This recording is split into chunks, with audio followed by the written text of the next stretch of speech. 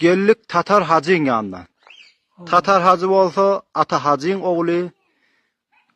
Yine de Tatar Hacı'nın da aktığı bolýar. Ata Tatar Hacı. Hacı mal bilen gidip şül kurbanlığı çalıp şeyde kurbanlığını çalıp 13. ay öyüne gelip. Gideyli oğluluk wagtyňa. Şiýde oğluluk wagtyňa gitseň näme görýän diýenne. Bizim oğluluk vaktimizde bir olakan adam iki nefer oturan bolsa bir yanak cavallı kabattan geçip gidermiş ihtiram koyup sıyılap. Aha.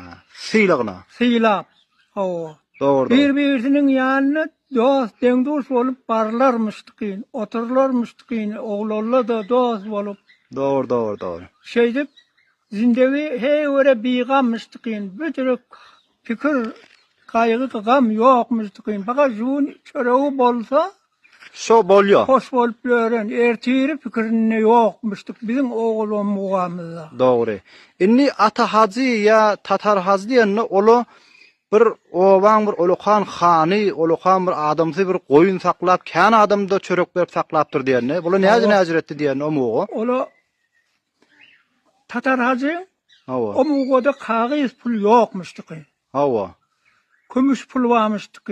Doğru. 5 riyal, 10 riyal, manat diyermişler. Hawa.